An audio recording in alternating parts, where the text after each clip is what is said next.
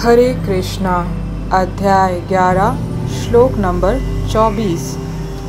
नाभः स्पर्शं दीप्तम् अनेकवर्णं व्यथानानं दीप्तविशालनेत्रं दृष्ट्वा हि त्वं प्रव्यातीतन्तरात्मा धृतिं न विन्दमि समं च विष्णो। इसका अर्थ, हे सर्वव्यापी विष्णु, नाना ज्योतिर्मय रंगों से युक्त आपको आकाश का स्पर्श करते, मुख फैलाए तथा बड़ी बड़ी चमकती आंखें निकाले देखकर भय से मेरा मन विचलित है। मैं न तो धैर्य धारण कर पा रहा हूँ, न मानसिक संतुलन ही पा रहा हूँ। हरे कृष्णा। तो ये था इस श्लोक का अर्थ। इस श्लोक में भी कोई तात्पर्य श्रीला प्रभुपाद ने हमें नहीं दिया है भक्तों, तो हम आगे बढ़ के इस पर चर्चा करेंगे। जैसे कि मनुष्य जीवन अत्यंत दुर्लभ है और अत्यंत महत्वपूर्ण है, दुर्लभ होते हुए भी बहुत ही महत्वपूर्ण है। क्यों? क्योंकि ये हजारों बहुत जन्मों के बाद हमें मिलता है। हमारे किसी छोटे से पुण्य कर्म के वजह से हमें ये प्राप्त हुआ है। और ये प्राप्त क्यों होता है? केवल और केवल भगवत प्राप्ति के लिए प्राप्त होता है, जो कि बहुत महत्वपूर्ण है। अगर कोई बिरला मनुष्य ये समझ भी जाए कि उसे भगवत प्राप्ति करनी है, उसे श्री कृष्ण तक पहुंचना है, उसे श्री कृष्ण के पास जाना है, तो भी बहुत सारी विपदाएं उसके रास्ते में आ जाती है। जैसे माया के कितने छलावा आ जाते हैं, पैसा, रुपया, धन दौलत, इज्जत, शोहरत, कितना सब कुछ हमारे इस प्रगति के आड़े आ जाती है। मगर उस विरले मनुष्य में भी अगर कोई मनुष्य को गुरु की प्राप्ति होती है, सच्चे भगवान के भक्त की प्राप्ति होती है, कृष्ण के सच्चे सेवक की प्राप्ति होती है, तब तो उसका चुटकियों में काम बन जाता है। जो उसको अनंत काल से नहीं मिल पाया, जो उसको बहुत प्रयास करके भी वो थक गया है, उसे गुरु के आदेशानुसार अगर वो चलता है तो उसको बड़े सरलता से श्री कृष्ण मिल जाते हैं। इसीलिए मनुष्य जीवन जब पाया है तो गुरु ज़रूर बनाना चाहिए। और गुरु भी कैसे? प्रामाणिक गुरु, जो कृष्ण भक्त हैं, जो कृष्ण के तरफ हमें लेके जाते हैं। क्योंकि ये जो मनुष्य जीवन है ये बहुत दुर्लभ है, बहुत ही हमें कठिनाइयों से मिला है। इसीलिए इसे न गवाते हुए हमें इसका सदुपयोग करना चाहिए, अच्छा उपयोग करना चाहिए। और जिस चीज़ के लिए हमें दिया गया है ये शरीर, उसी चीज़ के लिए इस्तेमाल करना चाहिए। किस चीज़ के लिए? भगवत प्राप्ति के लिए, भगवान श्री कृष्ण की प्राप्ति के लिए हमें ये शरीर दिया गया है, ये बुद्धि दी गई है, और उसी के हमें क्या करना है? उपयोग करना है। जैसे कि शरीर के पोषण के लिए हमें नाना प्रकार के व्यंजन खाते हैं, पदार्थ सेवन करते हैं, दवाई लेते हैं, है ना? क्या क्या नहीं करते हैं इस शरीर बनाए रखने के लिए। मगर क्या हमने खुद के बारे में सोचा है? यानी आत्मा के बारे में सोचा है? नहीं सोचा है ना?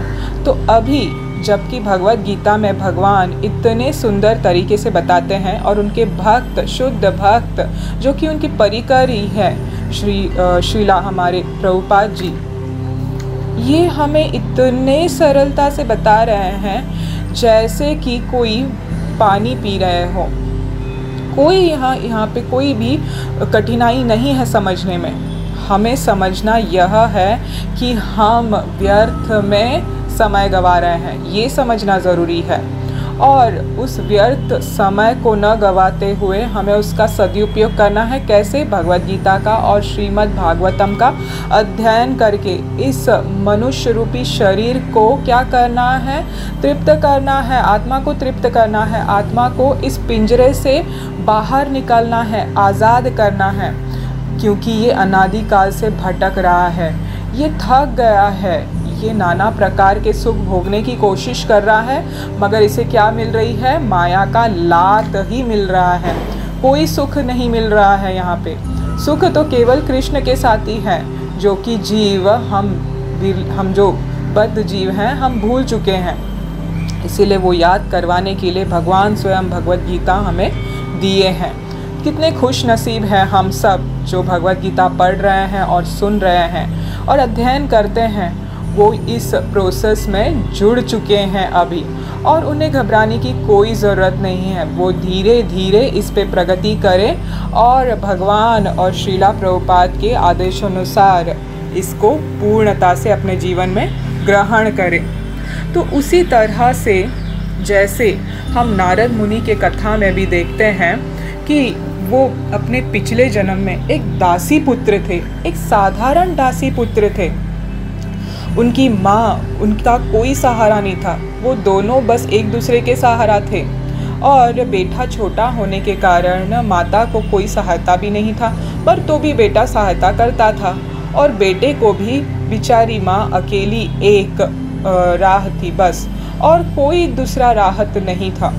तो भी चतुर्मास में जब ऋषि मुनिगण उनके यहाँ आए उनके सेवा ग्रहण करने के लिए, तब नन्हे नारद ने अपने पूरे निष्ठा से उनकी सेवा की। उनकी माँ ने भी उनकी सेवा की, इतनी अच्छी सेवा की उन्होंने कि उन्होंने आशीर्वाद दिया। ऋषि मुनियों ने नन्हे नारद जी को आशीर्वाद दिया कि तुम भगवत प्राप्ति करोगे, ज़रूर करोगे। उनका उच्चिष्ट खाकर नारद मुनि इतने तेज़ी से प्रगति किए कि पूछिए ही मत। इससे हमें यही पता चलता है कि जब कोई संत महात्मा हमारे जीवन में आते हैं तो उनको बिल्कुल नहीं छोड़ना है। प्रामाणिक संत और महात्मा जब हमारे घर में आते हैं तो वो हमारे उद्धार के लिए ही आते हैं। ये भगवान का सबसे बड़ा संकेत होता है। उसी तरह नारद मुनि अपने पिछले जन्म में उस बालक के रूप में उन्होंने इतनी सेवा की और कृपा प्राप्त कर ली, और उनका झूठा जो प्रसाद है वो खा लिया संत महात्माओं के। अब जब उच्चिष्ट इन महात्माओं का उन्हें मिला तो उनकी प्रगति बहुत सुलभ हो गई, और कुछ ही दिनों में दैव कार्यवश उनकी जो माता है वो चल बसी सांप के डसने से।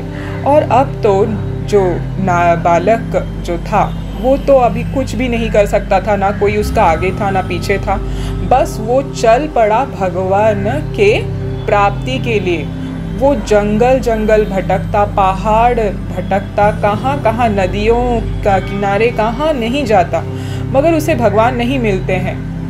और जब वो ध्यान लगा के बैठ जाता है तो भगवान उसको संकेत देते हैं कि इस जन्म में तुम्हारी प्राप्ति थोड़ी मुश्किल है, मगर तुम्हें ललक देने के लिए मैं तुम्हें थोड़ी सी झलकी देता हूँ मेरा, मगर तुम पूरी तरह से भगवत प्राप्ति अगले जन्म में बिल्कुल करोगे और मेरे शुद्ध भक्त बनोगे।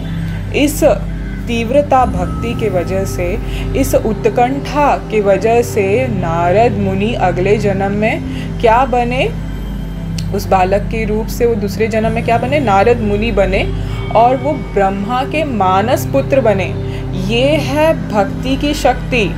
भक्ति, थोड़ी सी भक्ति करने पर उस भक्ति ने उन्हें ब्रह्मा का मानस पुत्र बना दिया, और इतना बड़ा शुद्ध भक्त बनाया कि वो कहीं पे भी आ जा सकते थे, किसी भी जगह पे, तीनों लोक में घूम सकते थे और भगवान नाम का प्रचार कर सकते थे, और किसी को भी भगवत भक्ति दे सकते थे। देखिए, थोड़ी सी की हुई भक्ति कितना बड़ा फल देता है। ये एक बहुत बड़ा सबक है। नारद मुनि के इतने सारे कथाएं हैं, उनके शिष्यों के इतने सारे कथाएं हैं जो हमारे प्रेरणा के स्रोत है, और हमें इनसे सीख लेनी चाहिए कि कोई भी भक्ति करता है तो वो कभी व्यर्थ नहीं जाता है। अगर वो 1% भी करता है तो उसे 100 का 100% फल की प्राप्ति ज़रूर होगी।